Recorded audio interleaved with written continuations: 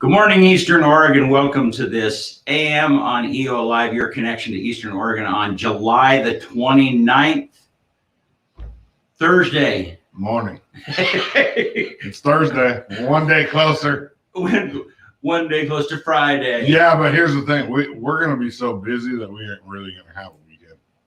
You are? No. Oh, we are. Yeah, we are. Yeah, because we're getting ready for the whole Shriners game, which is next Saturday. 7 p.m. Yep. And then next week, it's going to be just chaos. Yeah. And then we'll put a product out there and see. I think we're going to kill it. Yeah. For those of you that have maybe not been following, so the Shriners game, which has been on Root Sports for the last 20 years, it's an all-star football game put on by the Shriners Hospital.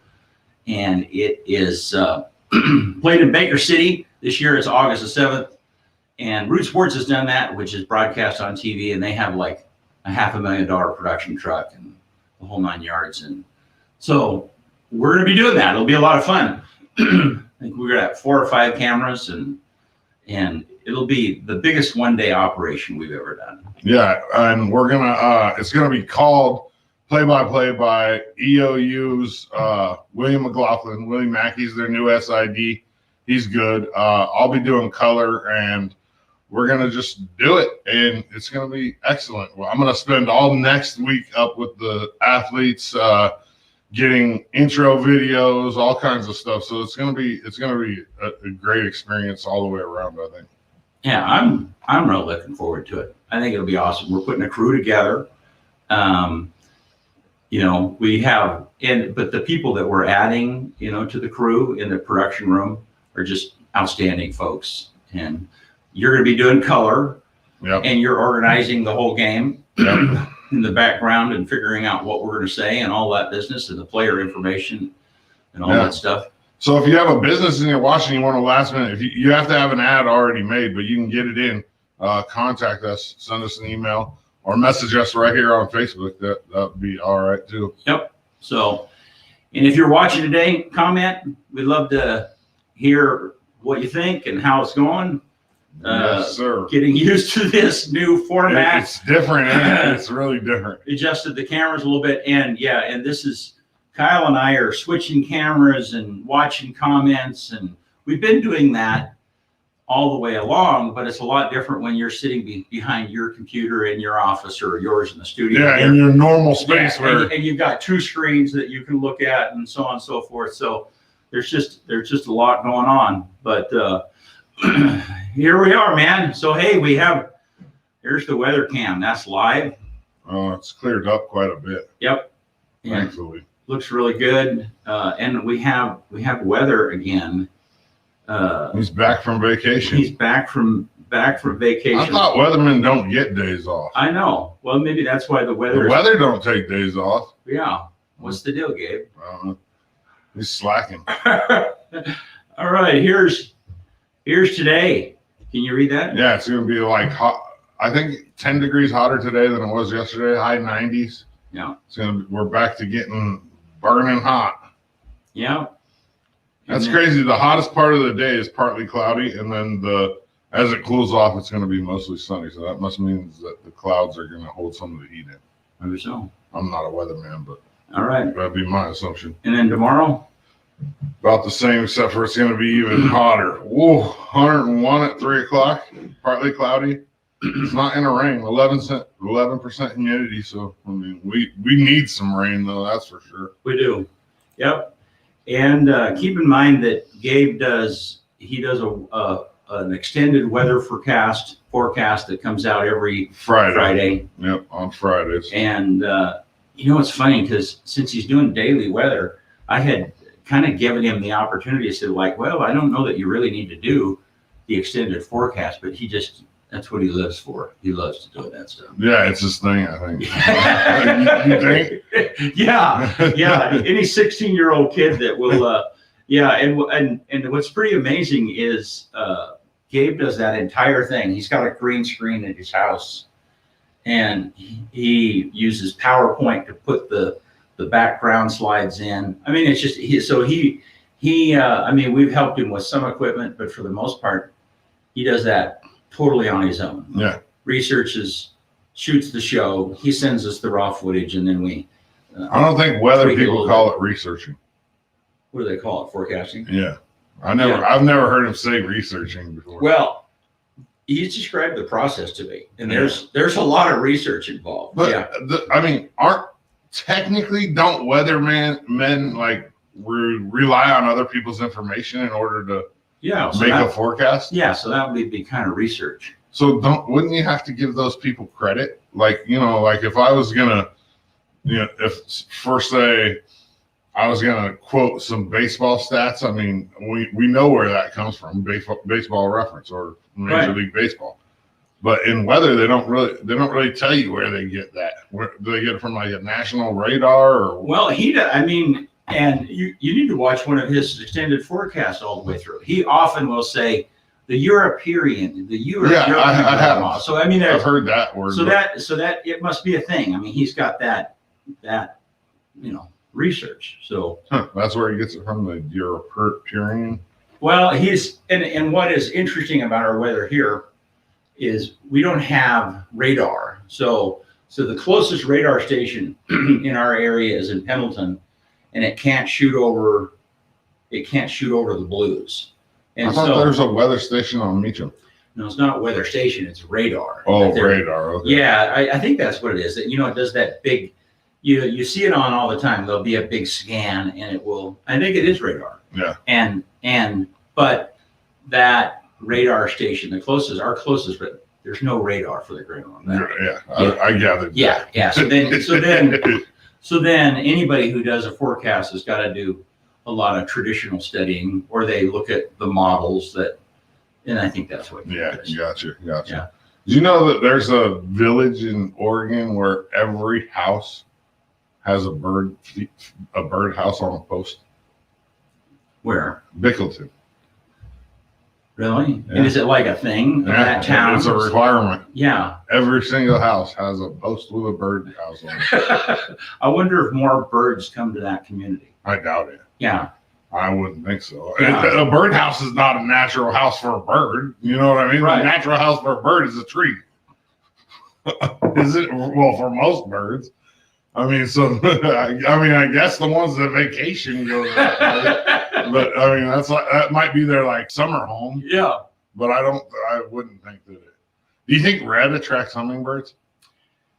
I think it does. It I was thinking does. about that the other day, that whole hummingbird conversation.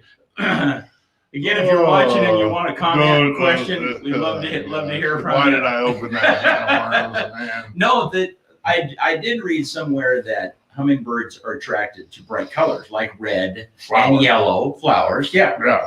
So they're like, hey, there's something bright over there. We need to, yeah. So, which is the same problem you and I have occasionally. It's like, oh, there's something shiny. Yeah, if you want to make it red, just put a little tart cherry juice in there, or something. Well, a lot of the containers are red. Are we red. talked about. Yeah. And so people could put clear juice in, which there are some that are just totally convinced that's really important. Yeah. And so, all righty. Well, hey, Ashley O'Toole's going to join us here in just a minute. We'll take a short break and we'll be right back. EOAlive is your connection to Eastern Oregon. Get the latest and most relevant news in 2 minutes or less with Megan Demersion on our evening news broadcast. We cover Eastern Oregon's weather daily with Gabe, the EOAlive weather kid, with an extended forecast every Friday. Watch Dodzy on EOAlive Sports to get the latest sports information and interviews with local coaches, athletes, and more. See Brent and Dodzy goof and gaff with local guests on EOAlive's morning talk show, AM on EOAlive. We're available across the board, including Facebook, YouTube, Amazon Fire, and of course, our very own website, EOAlive.tv. We even have our own Roku channel and 24/7 live streaming via Strim. You can also listen to our shows on Spotify, Apple Podcasts, Amazon Music, and many other popular podcast apps. You can get everything all in one place with the EOAlive app, available on Android, iOS, and the Amazon App Store. EOAlive, your connection to Eastern Oregon.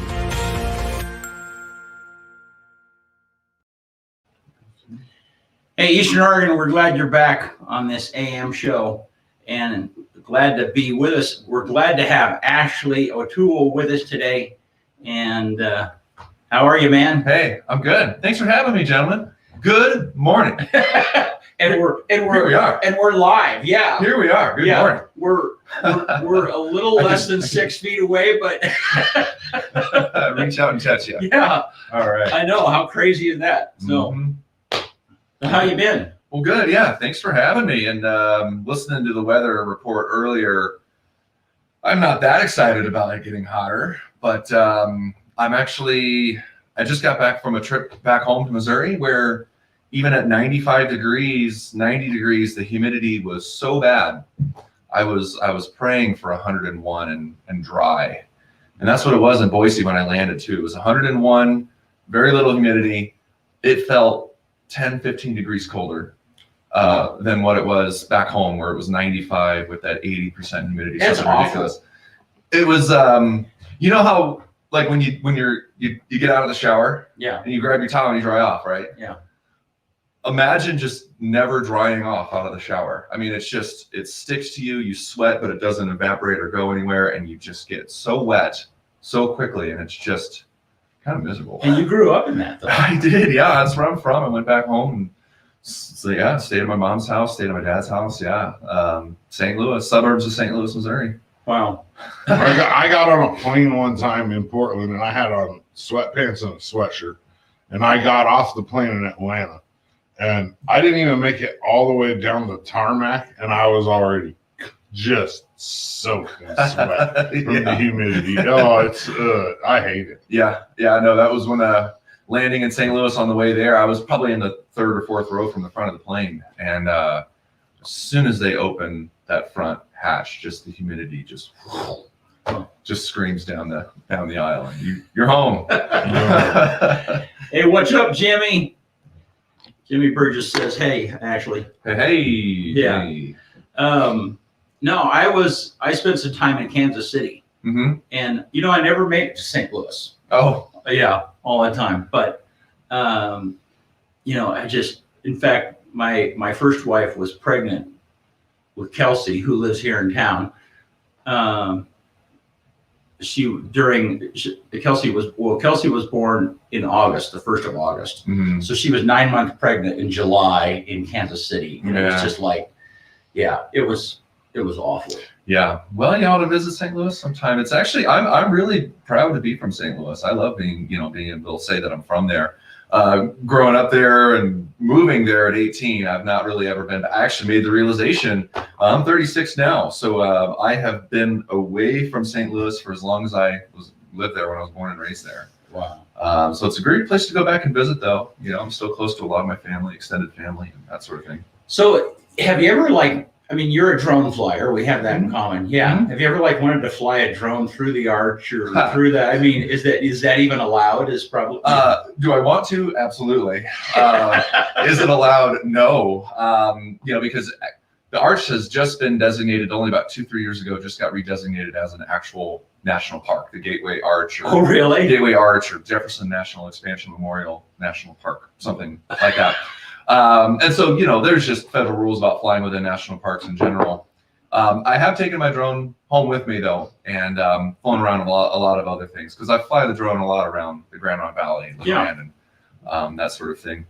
In fact, Gabe's background. Yeah, photo. that's right. Yeah, Gabe's background. And photo. we gave you He does credit. that. I don't know if you. Yeah, thank you. It says photo Ashley O'Toole at the bottom. I appreciate that. And then, but no, I've taken it out on the Mississippi River to a lot of my family. Almost every member of my family has a boat, little pleasure craft boat, cruise around the Mississippi River, and I've taken it out there and had a lot of fun with it. And just something different, something different than shooting as beautiful as the Blue Mountains are, and Mount Emily and LeGrand. It's kind of nice to travel with it and do something different. Yeah. Mm-hmm. So how did you get to LeGrand? I mean, that's the old question. Yes. Yeah. How did I get here? Well, let's go back. To answer that question, Brent, I'll have to take you back. No, so as I mentioned, I left Missouri at 18, and that's because I joined the military. I was in the Navy. I was in the Navy Seabees, which for folks who's never heard of the Seabees, we go everywhere by airplane, and we do construction on land. So CD is construction battalion. So I did 6 years of the Navy, stationed in Southern California, stationed in Ventura, California. from there, deployed all around the world. Got plenty of stories we can get into if you ever wanted to. After I got out of the Navy, I actually stayed in Los Angeles for another 3 years. Moved down into more proper Hollywood, Central LA area. Did that for a few years to try out the entertainment industry. And I went to college down there too. There's a music college I went to, that sort of thing. But LA has a way of eating your soul from the inside out. And you go down there, you're a good, well-to-do person, you're patient, you're kind, you enjoy being with people. And then it only took 3 years for me to really realize, oh my gosh, this is turning me into someone I am not, and I don't want to be. And achieving some degree of success with music and that sort of thing, but it just wasn't worth continuing to live down there. So kind of look back, thought about some of my best friends from the Navy, where they live, and I think about, different contacts I have and where. And also kind of, as much as I love Missouri, I think after all of those years of traveling and experiences, I didn't want to just go back home. You know what I mean? So one of my best friends from the military is from LeGrand. Oh. And so it was just a couple of phone calls and a couple of visits, and it wasn't too hard to convince me to move up. And that was back in 2012, September 26, 2012 is when I landed here. Wow. For good. So, and had you been here before? I had been here, yeah. So LeGrand was kind of already on my radar because I had visited my friend a couple of times, literally twice. And so then it was just a matter of, well, we don't want to do LA anymore. I've got this friend up in Oregon who lives I remember being a pretty cool town. Let's go up and take a look. And so spring of 2012, we flew up here to come check out LeGrand. And my friend, she knew what she was doing. I mean, we came during that first weekend of Farmers Market, which I think was also like Spring Fest, whatever they call it. Everything was in bloom. Everything was beautiful. We went up to the top of Mount Emily, and she was on a mission to just convince us to move here, and it totally worked. Yeah, I mean that was in May of 12. We went back to LA, tied up loose ends, and just try to develop our strategy, and moved up here by September. Wow. Yeah. That's the story. That's the like I've heard others say. That's the long answer to your short question. And we have there's a picture on Facebook of you on Are You Smarter Than a Fifth Grader? Yeah, that's right. Yeah, so I guess we could chalk that up to some moderate success too down in LA. That was a particular experience. It was a very long day. Yeah. But yeah, I was let's see, what year was that? That was 2009. And gosh, it's been a while. 2009. So it was a long day. It was going to Hollywood Center Studio, and I think I had to be there at 6 a.m. And they were shooting, a lot of episodic television. They'll shoot multiple episodes in a single day. One long day, they may shoot 5 or 6 or 7 episodes. And that was the case. I think I was number 4. So there was a lot of waiting around. And they don't know. So they kind of have this hopper of contestants, Mm-hmm. and you don't know whether you're going to go on or not with that kind of a show. Yeah. I mean, I was invited to audition, which I felt was a good sign. I guess I nailed the audition or something. They called me and put me in this sort of, okay, you're in this bank, you're in this call list. We're going to start shooting a season. We're going to figure out some dates and who's going when. We'll give you a call. I remember just being told, just make sure that you're just generally available during the summer of 2009. I was like, okay, sure. No, they ended up giving me, I think about 3 or 4 week notice, which I guess is kind of cutting it close, but it's television. You do what you got to do. Yeah. And were you trying to make your living doing that kind of stuff at the time, or you were playing music? Yeah. I mean, you're a great musician. You sing, you play the violin, play the guitar. Mm-hmm. Yeah. Yeah. Thank you. Yeah, that's right. I try to think I'm pretty good anyways. But yeah, that was kind of the reason I was moving down into LA, was to be on camera and, all the glitz and the glamour and all that stuff. I kind of bought into it for a little while. I think what jaded me was my day job. I was a Hollywood tour guide. I don't know if you knew that about me. No. Yeah, I was I drove a van full of tourists. Wow. All over LA, Hollywood, Beverly Hills every single day. 4 or 5 tours a day every day. So I think what jaded me, my jadedness towards LA was accelerated by dealing with the traffic every single day and just the locals, and it was an interesting experience. But it was Hollywood Boulevard, World, Chinese Theater and Walk of Fame, the Hollywood sign, Sunset Strip, Rodeo Drive, a whole bunch of celebrity homes. So you knew where all kinds the of stuff. celebrity, this is where, or so-and-so, this is where. Yeah, that was a big part of the drive. Yeah, it was about a 2-hour tour. We'd cover almost 20 miles. But I'd say about a half of it was up in the Beverly Hills, Hollywood Hills neighborhoods, just saying, this is where that person lived. This is where that person used to live. That big gate and big hedge that you can't see anything else of. Yep, that somebody lives back there, I promise. And it seems like that would be, I mean, I am adverse to like the celebrity worship that goes on was there a point where it's like, man, this is not where it's at? I mean, was that part of your thought process? That's where the magic wore off a little bit more quickly. I mean, the thing is, though, the actual famous people that we would ever interact with, because sometimes we'd pull up to, for example, Richard Simmons, the exercise workout guy. Sweating to the oldies. Yes. And we pulled up to his house. I've always liked going to his house because it's this big, beautiful, kind of colonial looking home with these gigantic columns. And his mailbox was a scale replica of his entire house.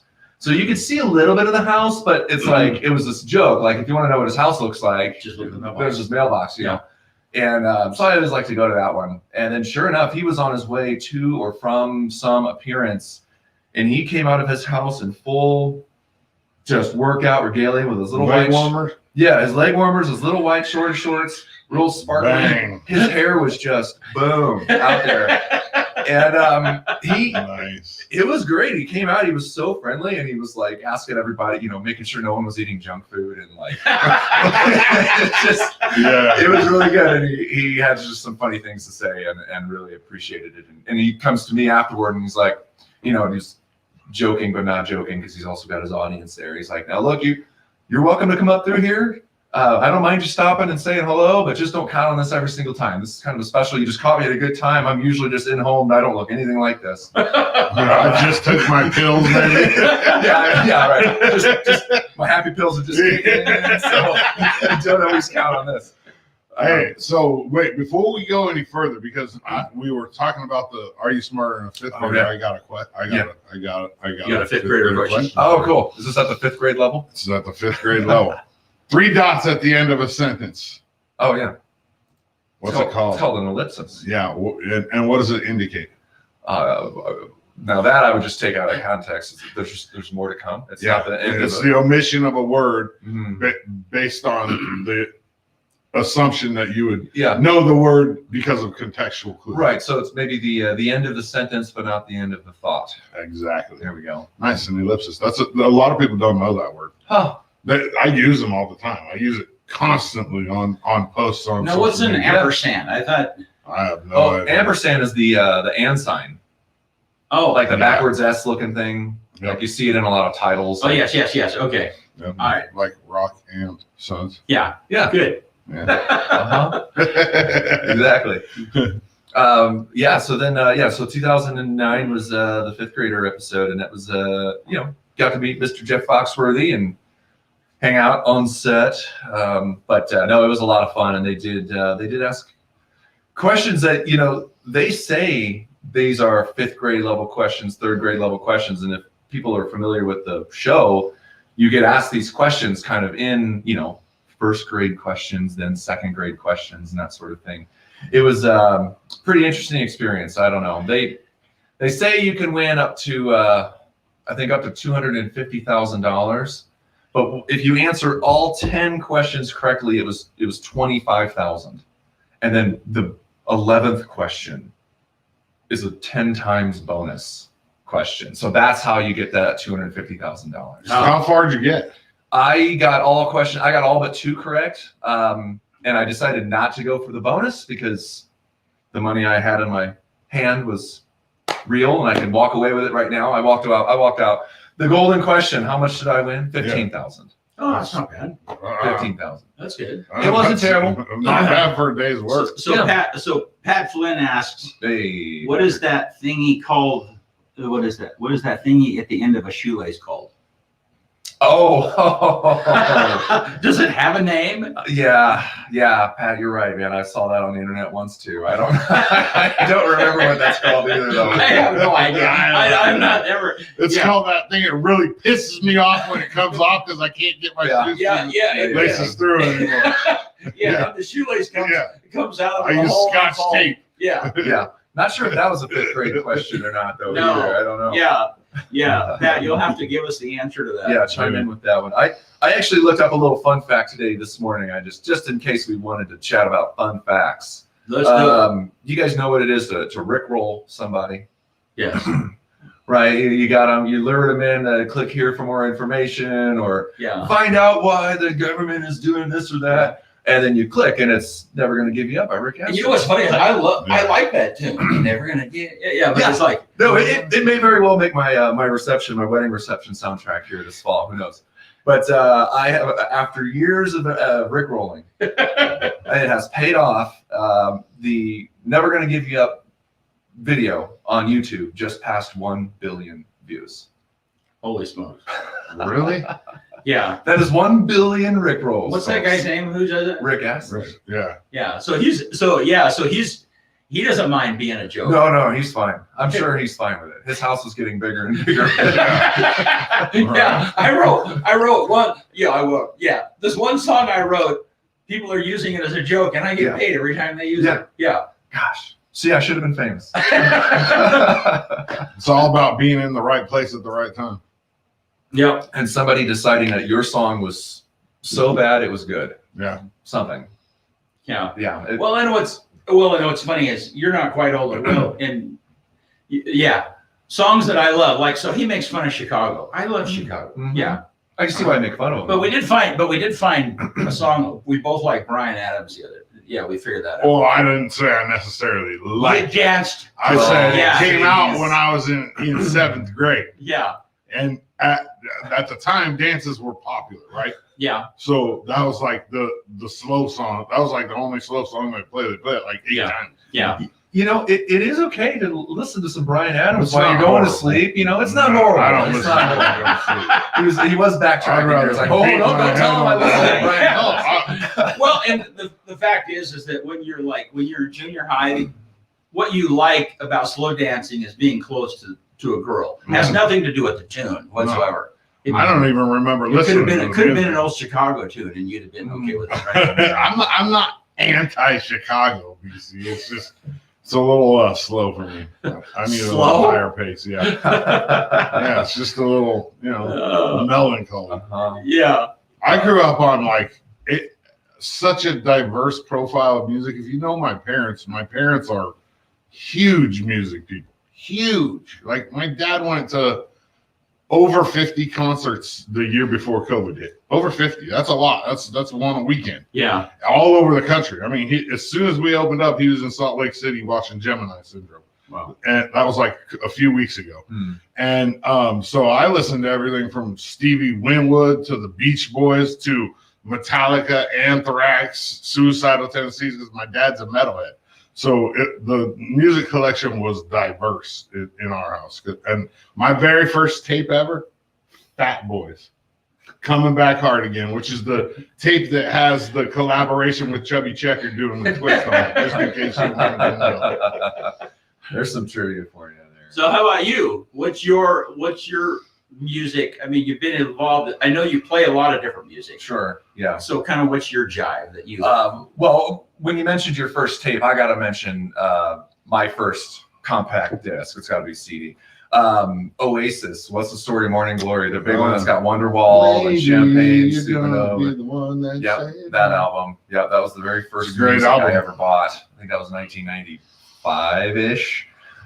You're young. You must be young, because I got my first tape when I was 7. So that was 86. Well, I remember being gifted like the Lion King soundtrack and that sort of thing. I mean, the first one that I went and spent my money on, I bought it, was Oasis. But yeah, I literally did get the Lion King soundtrack for Christmas once on cassette. I didn't even know they had that on cassette. Yeah. Okay. So my so my first tape, and I didn't buy it, but I had friends and we would listen to it in their stereo all the time, was Barry Manilow. That was the first cassette tape. Yeah, so Absolutely.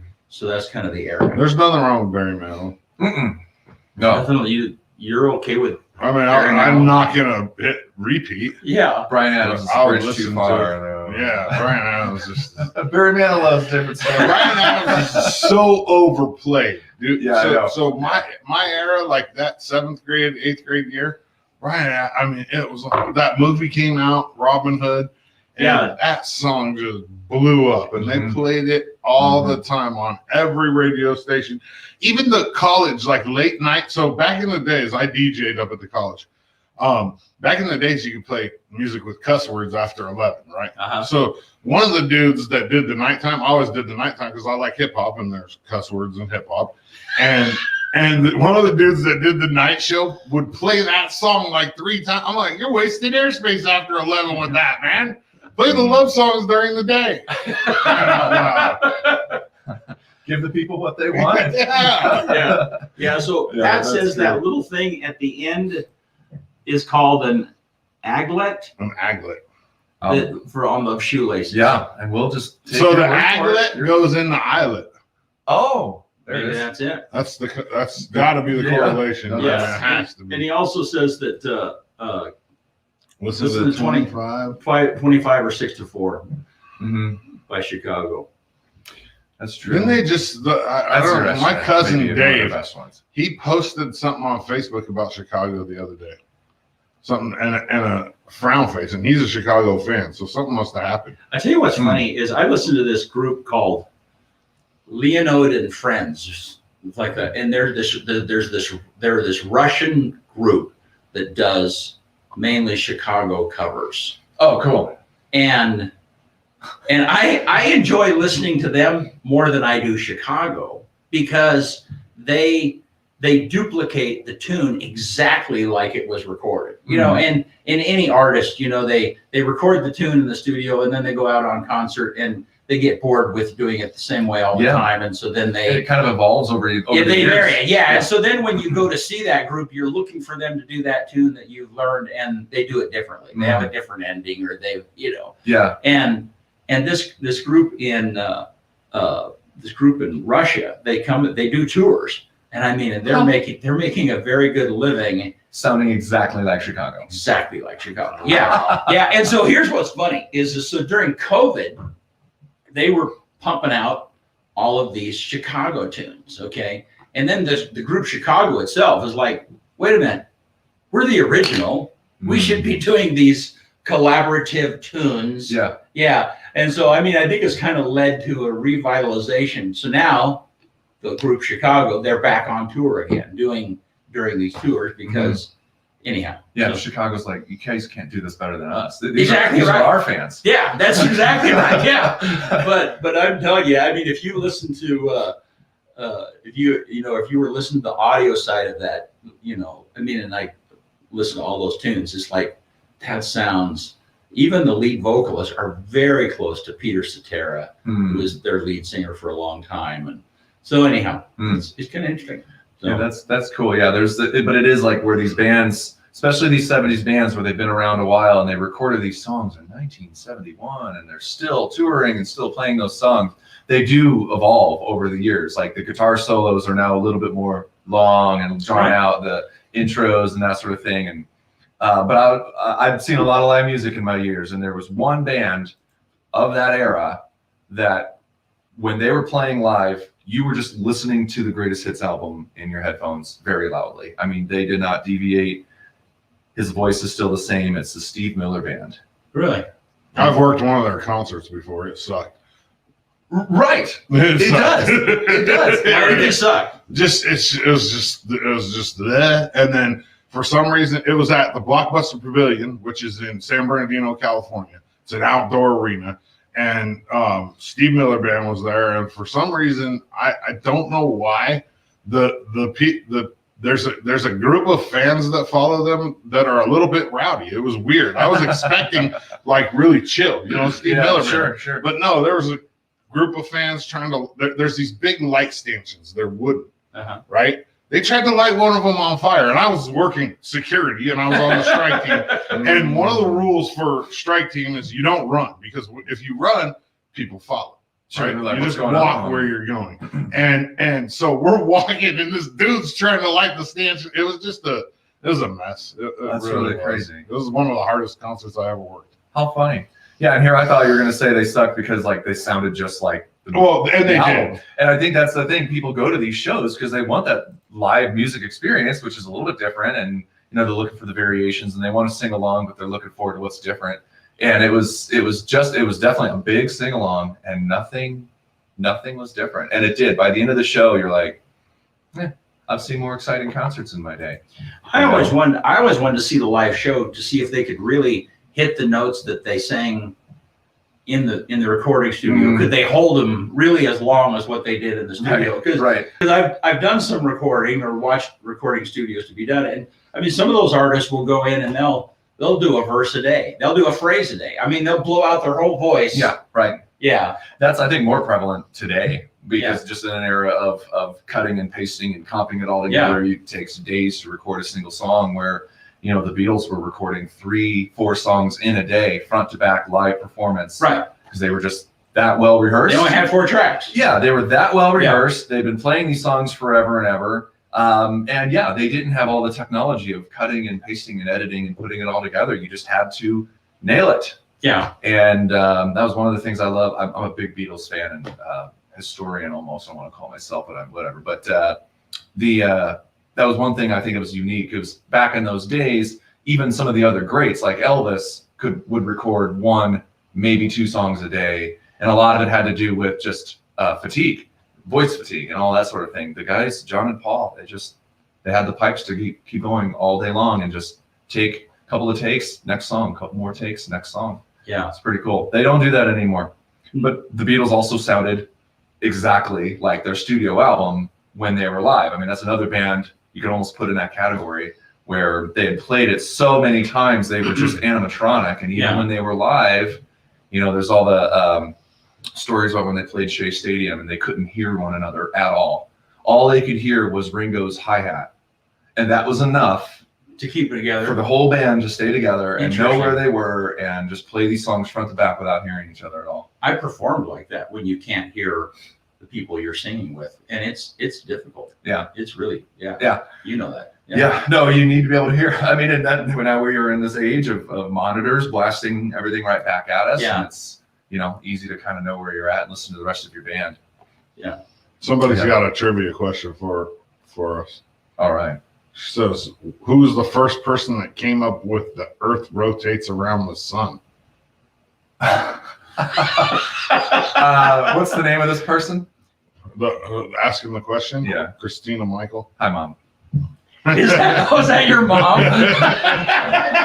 Hey, Mom. Yeah, back in Missouri. I think, Mom, I think you're referring to the bonus question from Are You Smarter Than a Fifth Grader?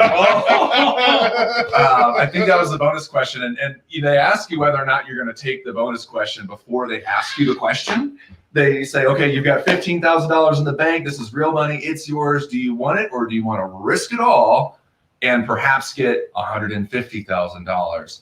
And then they tell you, yes or no, then they give you the question. I said no. I'm glad I did. I think the question was, somebody who theorized that the Earth revolves around the sun.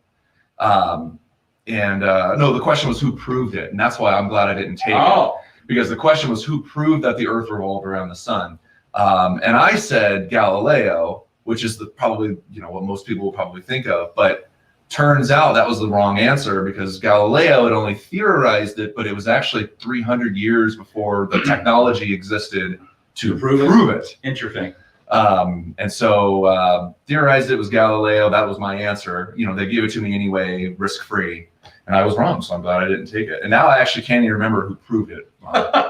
Well, and to think, people still think that there's a group of people that still think that this Earth is flat. Yeah, we got to get past that first. Then we can talk about the order of the What is planets. it? Just spaceship? A flat spaceship? Yeah, and all these other planets are just flat discs as well. And they just all happen to be facing us. Just Where do you side fall on. off? That's my question. Where can you take the dive? Where's the edge? You know, it's funny. I have a friend who's an astronaut, or he's a retired astronaut, and he was in several of the missions.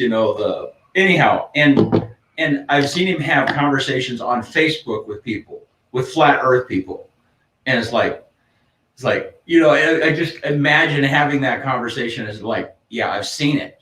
Trust me, it's not flat. Yeah, I have guilty pleasure of reading Facebook comments, especially like ones around here. Yeah, there were some good ones yesterday. I spent like an hour reading last night. It's better than books. Yeah, you got to be careful of them rabbit holes. I don't ever post, but I do a ton of reading. Like, it is amusing. I'll post a little picture of like Michael Jackson eating the popcorn every once in a while. Oh, sure. Just to let them know that I've read all that. And this is good. It's getting crazy. I had thought about these flat earthers too, and I mean there are some that really are genuinely. I mean they're convinced, and I don't think that they're convinced for any other reason other than just whatever poor education and just lack. It's tough to convince people otherwise. I guess once they become so convicted on something, Absolutely, they are the ones that you're hearing about the billionaires going to space, Right. Richard Branson and Jeff Bezos and stuff. Those guys are going up high enough to very plainly see the curvature of the Earth. Absolutely. I would hate to say that these people should take a free ride up there, but I think some of these flat earthers should just go up there in just little groups, little pods of 6, and just go up there and just like, look, dummy, it's round. Yeah, You know? it's not electronically being manufactured. Yeah, Anyway. and then now go home and tell your friends, man. A lot of times people that are flat earthers though, they have a whole like book full of theories and weird things that they believe in. Yeah. It's not just the earth is flat. There's Yeah. all this other stuff that they believe correlates with that, which is really weird. Right. I don't understand. Right. I'm more of a realist. If it's proven, it's proven. And if you can see satellite pictures of the earth and it's round, well then it's probably round. It's not somebody photoshopping pictures, you know what I mean? Yeah. Like Yeah. they'll say, oh well, it's all a conspiracy. Like how? How are they keeping that a secret? Yeah. What if the 6 flat earthers go up? They see that it's round. They come back down. They start telling all their friends, and they're like, "Oh, of course. Yeah. How much are they paying you to tell me?" Yeah, it's a conspiracy right there. Oh, they got you. They hit you with the shit while you were up there. It was all a trick. Exactly. Yeah. So I know you That's funny. followed the launches quite a bit. Yeah. SpaceX. Yeah, big space nerd. Yeah, big SpaceX fanboy here. Yeah, too. and I think Absolutely. you weren't you? Did I see a picture of you? Weren't you at one of the launches or something? Yeah. The Falcon Heavy, their larger rocket currently in service. They're developing the Starship, which is about to be the largest rocket ever. But currently, the largest rocket on Earth, or most powerful rocket on Earth, is this Falcon Heavy. In 2018, February of 18, I went to the inaugural launch of that rocket. Went down to Kennedy Space Center. Getting tickets was really tough. I felt like I won the lottery when I got these seats that I got. Then it was a matter of getting on a plane and getting down there, scoring an Airbnb, but it was really, really intense. So you buy it, you have to get tickets. I mean, or to be on. Right. Yeah. Yeah. So, I mean, it's this big orange rocket big rocket with bright yellow orange Right. flame coming out. You can see it from 70, 80 miles away. I mean, there's people in Orlando, Florida, 60 miles away can see this thing like it's right there. But, I was in a set of bleachers that was the closest the public can get. I see. And it was on Kennedy Space Center. It was just, I think, 3.1 miles or something from the launch site. And it's, the closest anybody in the public can get. It was an expensive ticket, but it was still an extreme demand. And I feel very lucky I got it. Otherwise, I would have been standing outside the gates of Kennedy Space Center with all the other schmucks who weren't able to win. So that was a really, really cool experience. Not to mention just, I stayed down there an extra day or two and was just like a super space tourist nerd and saw all of Kennedy Space Center and took little tours and whatever else. But yeah, that was a hell of an experience. Yeah. So along that conversation, so you have these three billionaires. Mm-hmm. You know, Musk he's not been to space himself, but they've routinely been going to space. I mean, they're by far ahead of the other guys. Wouldn't you say? Oh, absolutely. And it's the main difference too is that Bezos and Branson, they are doing these suborbital brief flights where they don't get very far up high, and they go up and they come down. Elon Musk, I mean, I think as far back as 2011 or 12 has been orbital, meaning like it's not just high enough, but it's also fast enough sideways, 17,500 miles an hour, to stay in space and orbiting the Earth at such a speed. SpaceX is continually getting contracts for satellite launches from customers, but also the NASA and Air Force. He's routinely getting contracts for resupply missions to the space station. He's sending crew to the space station. Right. I mean, doing that space link thing, or is that what it's called? Starlink. Starlink. Yeah, exactly. So no, he is, billionaires in space. Yes, he's kind of grouped in with those three. Space taxi, space balls. Yeah, that's what it is right there. Right. And I'm not necessarily an Elon Musk space fanboy. I'm more just really interested in what SpaceX has been up to, and I mean the development of their latest rocket that is coming right along right now is really exciting stuff. So the new one that's coming out is much bigger than what's ever been built. So it's more powerful than the Saturn V, the moon rocket, and they're just calling it the Starship, and it is designed for travel beyond Earth orbit. It's also the first rocket and spacecraft designed for travel beyond Earth orbit since the moon rocket. And so Starship will be able to go to the moon. Starship, by design, they're saying, is supposed to also be able to go to Mars. And it may very well be one of the first spacecraft to land on Mars, because every other spacecraft and every other mission and everything else that's being talked about of how we get to Mars is still on paper at best. This thing is, the Starship itself, the spacecraft itself is finished and done. It's flown a few successful flights, hopping up and down. I was going to say, but the idea is to mount that on a vehicle. That's right. Yeah, on a giant. So that's the spacecraft, and then it sits on top of the booster, what they call the super heavy booster. Okay. And that's what they've gotten just one or two finished up now that are just prototypes, and they're testing it out.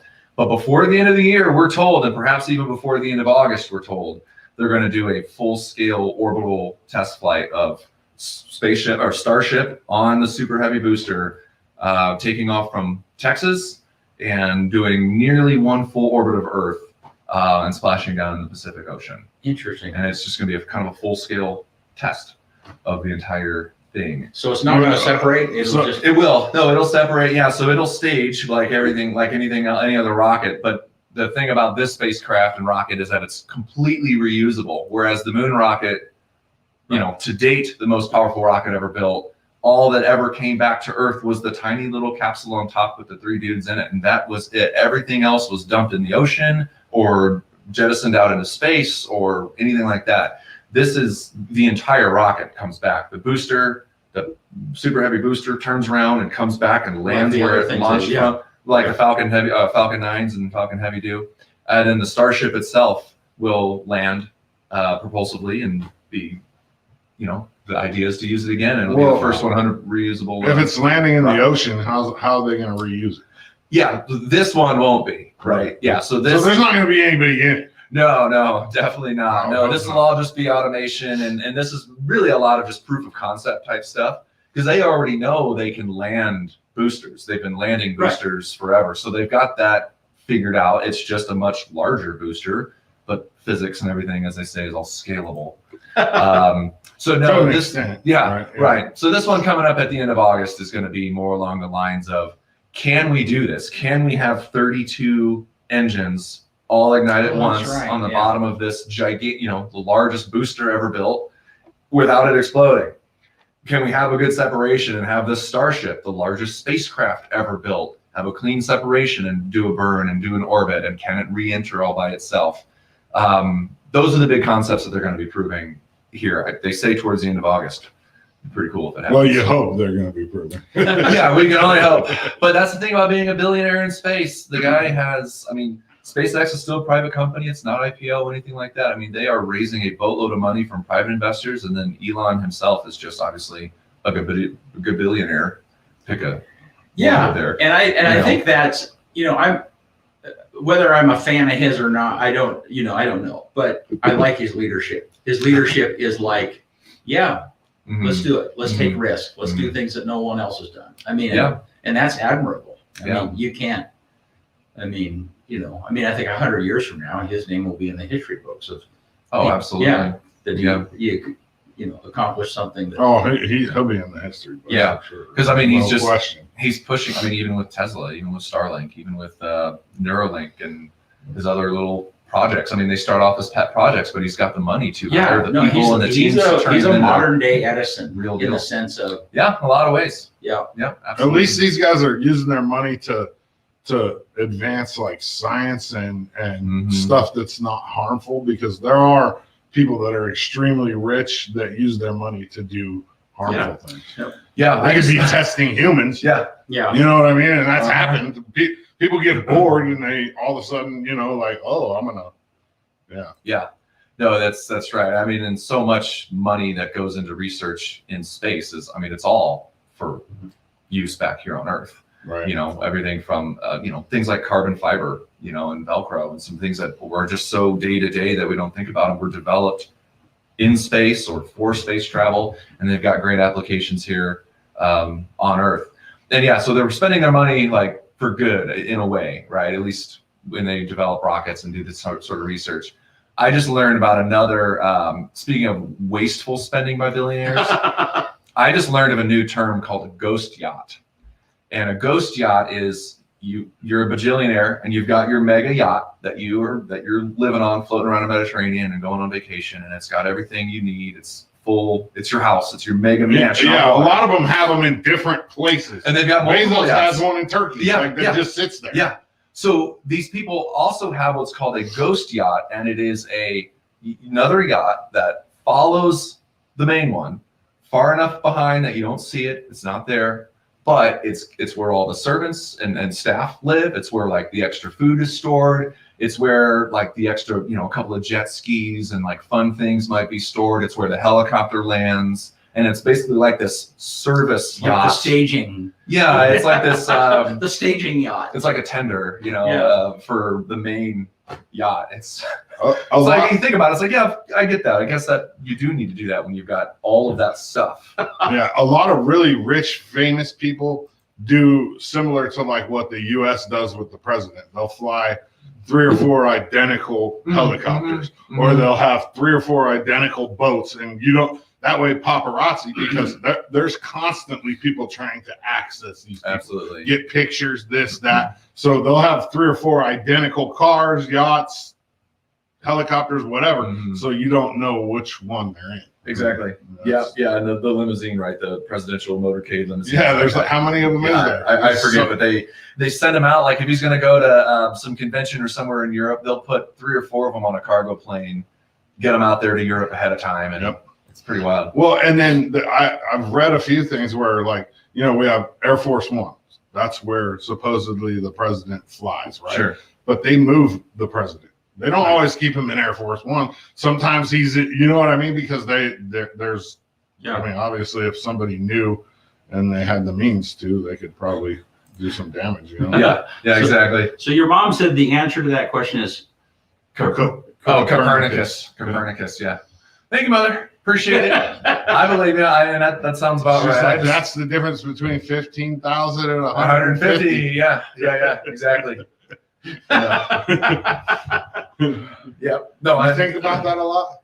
missing out. Yeah. No, honestly, I really don't It actually. was free money. It's not. Yeah, I mean, it's a good day's work, right? I mean, I Right. walked out of that studio with $15,000 more than I walked into it with. Do they give you cash money or do they give you a check? Actually, if you guys want a little insider on how this works, good question. Yeah. It's a check, but it's not right away. There are some FCC laws, rules about game shows. There's a lot of rules about game shows that I've learned.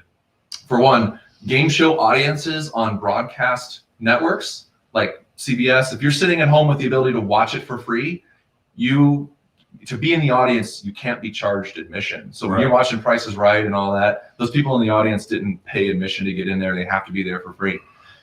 Something else I've learned is that there's a big difference between filming and broadcasting, to where I filmed that day, and in that studio, I won that $15,000. You couldn't talk about it for. I couldn't talk about it until the episode aired, and I didn't get the money until 90 days after the air date.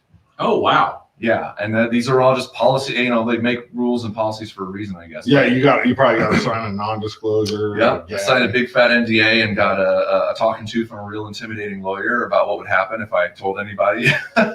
You're getting your $15,000. Yeah, no, exactly. He's like, it's this simple.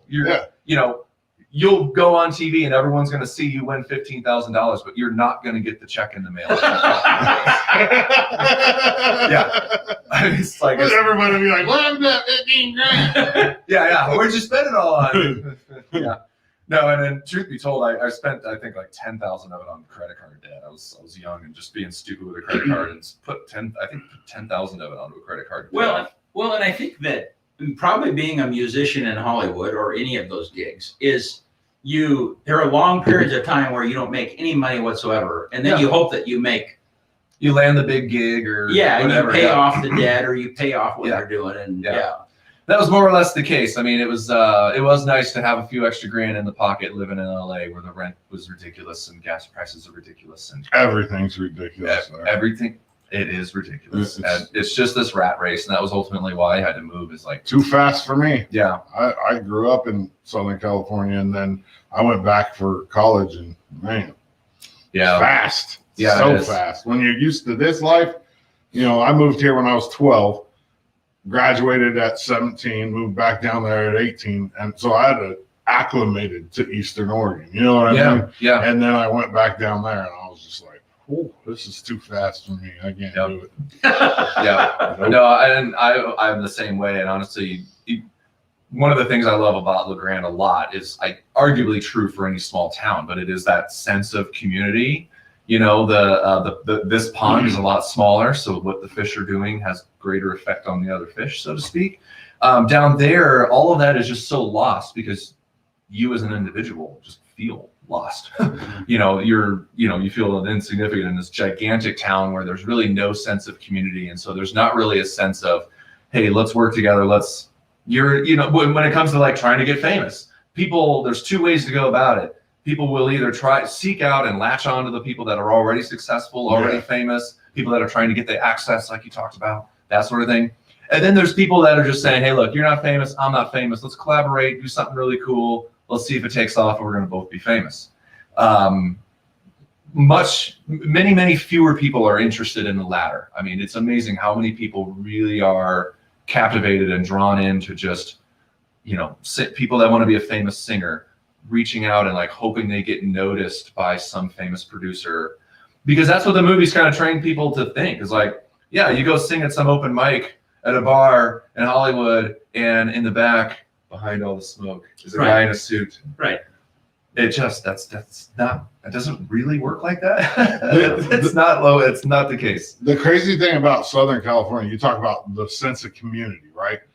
There isn't any, except for in the poor areas. That's where the community feeling really thrives. Mm-hmm. Me and you, we have never had access to that. Sure. I didn't grow up in Watts or South Central in a poor area, right? But that's where community actually thrives in Southern California, and you don't see it if you're an outsider. Yeah, you just don't. Absolutely, and it just doesn't help that everything is so far away and only by car. It's just what is it? 15 to 15. I hate that. I was in Seattle. It's been a couple of years ago, and before I moved to LeGrand from Seattle. It's been 25 years ago now. But you forget how long it takes just to go to dinner. Right. I mean, you have some friends, and then are like, "Hey, let's meet at so and so." It's like, okay, see you in an hour. Yeah, it's not. It's 3 miles away, but I'll get there faster walking. Yeah, there's nothing. spontaneous from that standpoint. It's just everything has to be planned. Or, Yeah, it really does. you know, Or you have to really want to go. yeah, There's a whole, I remember doing that, and there was a whole lot of times where it's just like, do I want to walk the 4 blocks to the parking garage my car is in just to drive 3 miles in traffic to park in another garage and then walk another block or 2 just to have dinner and then do all of that over again to get back home? yeah, yeah. And at some point the answer is no. Yeah, I think I'm just staying in No, in small town, you can just walk those 4 blocks. Yeah, a day. yeah, absolutely. Yeah. Yeah, it's a different life. But no, I've loved it up here. I've been 9 years. Next month is 9 years. Wow. Yeah. Well, man, thank you for coming on. We'll have you Yeah. back. Sure. And we want to talk because we wanted to talk about Liberty Theater Right. a little bit. You are the chairman of the board right now. Yeah, Liberty Theater Foundation. Yeah, and a lot of exciting things are happening. Yeah, And- actually. yeah. Yeah. And I mean, and there actually might be an opening date out there, right? Or some Yeah, activity. we've got more to talk about. Yeah. Where we're at in construction, and I'm at a point where I'm getting really excited about how far along we are, and I think we're much further along than a lot of people think. Yeah. And I know, people that have that attention to detail, and they're going to go and drive by Liberty Theater every now and then, they'll see something a little bit different on the outside. Mhm. One change, one little difference. For everything you're seeing outside the building, there are 25, 35 things going on inside that have changed since then. Yeah. So no, we can talk more about that and talk more about real estate. I'm Yeah. a real estate agent here in LeGrand, and we could talk about, obviously we're hearing all about the nationally, what's going on with shortages and inventory and prices getting ridiculous. Most people are probably aware that that's the case in Union County, but I mean, we can kind of talk about that in a little more Union County localized fashion as well. No. We should give Beer Fest a plug too while he's here. Yes. Oh, absolutely. August 14th. Yeah. Go to www.eobbeerfest.org to get your tickets right now for the Eastern Oregon Beer Festival, August 14th at the Union County Fairgrounds. Yeah. And Ashley and Taylor, we shot a commercial yesterday that'll be coming out hopefully this end of this week. Cool. And to kind of plug, you'll see it on social media. And you and Taylor, I was not there yesterday. I set it up and stuff, but you guys are always fun to shoot. Yeah. Yeah, we had a lot of fun yesterday. And you're too. always game Yeah. to do whatever crazy stuff might come into, Your brain. yeah, my brain, whoever's brain. Yeah. Yeah, no, it is always fun. That's for sure. No, we get along, and I love the beer festival. I'm happy to help. Call me for the next one. Yeah. Well, cool. Well, all right, man. You have your stuff. Yeah. Are we going to do that right now? Yeah. You that. All right. On this day in 1914, the first transcontinental phone link was made between New York and San Francisco on this day. And what July year? 29th, 1914. Okay. You want me to just say the year twice every time for you? Probably. All right. Yes, because for my head it's like, oh, that's an interesting fact. What year was that? I missed it. In Yeah. 1980, David Bowie was in the play The Elephant Man, Uh-huh. which went on to become a movie. So it came out. The play started Okay. on this day in 1980. Okay. Here's a trivia question: who's in that movie? Who's the star of that movie, The Elephant Man? You know, it's funny because I just saw this the other day. I don't even know. the Eric. answer. He's got red hair. I don't know. He's the a young answer. actor. Yeah, because what's Maybe funny? somebody here. Yeah, because what's funny is that we watched on Netflix. They have this series called "The Movies That Made You." You know, and Yeah, I've not watched that. I've seen that. yeah, it's very good. And Yeah. this episode we just watched was the making of Back to the Future. Mm-hmm. And this dude who was the main character in the Elephant Man movie, this kid, he actually was the first one. They first cast him in Michael J. Fox's Oh, thing. Marty his McFly. role, Marty. Marty McFly. Yeah, there was a big executive that said, "No, we want this Eric guy," Wow. and because he proved himself in Elephant Man, we think he can do it. Yeah, and everybody's like, "No, we really want Michael J. Fox." And he goes, "Well, I tell you what, you shoot it, and if he doesn't work, then you guys can reshoot." So they shot for 6 weeks With this other guy. with this other guy, and finally they Holy said, cow. "Yeah." And Michael J. Fox was involved with the show Family Ties at that time, and it was a big hit, you know. And so they finally went to Fox and said, "Hey, do you want to do this?" They went to the producers of Family Ties and said, "Will you let him do this?" So like, Mhm. yeah, as long as you understand that Family Ties is always first. Mhm. And so they got Michael J. Fox, told this guy, "Hey, you're not going to work. Michael J. Fox comes in and they reshoot, and they had to shoot most of it at night Right. because his schedule was busy. So with busy. anyhow. Yeah. Was that 85 Back to the Future came out? The first one? Probably right around there. Somewhere in there. Yeah. So who was that? Yeah. Somebody tell us who that guy's name was. On this day, 1987, Ben and Jerry's and Jerry Garcia collaborated to create the flavored Cherry Garcia, Cherry Garcia. which is one of their top 3 selling ice creams. Mhm. 1987, Ben and Jerry's. Wow. 87. These are 87. these are That's amazing a long times. time ago. Yeah. 2019, Wow. longest run at the top of the U.S. single charts made by a country rap song single, Old Town Road, 2019. Yeah. Which is crazy because I went to that presentation, the Tall Cop, and we don't even think about it, but you'll hear like soccer moms playing that song. And in that song, he talks about drinking lean and popping Xanax, and they don't even know. Uh-huh. You know what I mean? Uh-huh. It's like it's so ingrained in music now that you have soccer moms with their kids in the back listening to Old Town Road, and there's very clear parts in that song where he's talking about drinking lean, which is codeine mixed with Sprite, and taking Xanny bars, which is Xanax. I mean, which is a huge problem And with soccer moms are listening to this? Oh, of course. Well, they don't even know. How many times have you Or heard they, that song? well, I mean, or they do know. They, And it just doesn't matter. Maybe Maybe they, they maybe do. they relate. I don't know. Yeah, who knows? Who knows? I don't know. But no, when you say country rap song 2019, I mean, Yeah, that's the only country rap song I know. It's really, you got a Nelly Florida Georgia Line song that was pretty popular, but nothing like this. This is a whole different Truly groundbreaking. monster. Yeah. In 1905, the largest log cabin in the world was built in Portland to honor the Lewis and Clark expedition. Did you know that? 1905. 1905. Yeah. You went back in years. Though. Yeah, but because it wasn't on this date, it was just an interesting Oh, fact about Oregon. 1905. No, that's a good way to put a button on it. Yeah, absolutely. And we'll be back on Tuesday. Same place. Yep. What is that? August 3rd. Yeah, we don't. Yeah, I told you we're We don't like. even have the guest yet, let alone know the date. In our You must not know how we roll. in our whole head is like August 7th. That's Yeah, when that's the Friars only football day that game is matters. like, Right. No. Yeah, that It's is going like- to be a big, good. Congratulations on that, by the way. I mean, that This sounds is like a a big pretty big deal. It is. Very big. We are very excited about that. I mean, it's Yeah. like, I mean, these are the, I mean, production companies out of Portland. I mean, these are the kind of gigs that they get. So Yeah. we're very excited about that. It's Well, a huge get. I hope everybody gets a good night's sleep beforehand. Doubt it. I'll be sleeping in a hotel that night, so I ain't gonna get a good night's sleep. Right. All right. Well, hey, thanks everyone for tuning in, and we'll see you next week.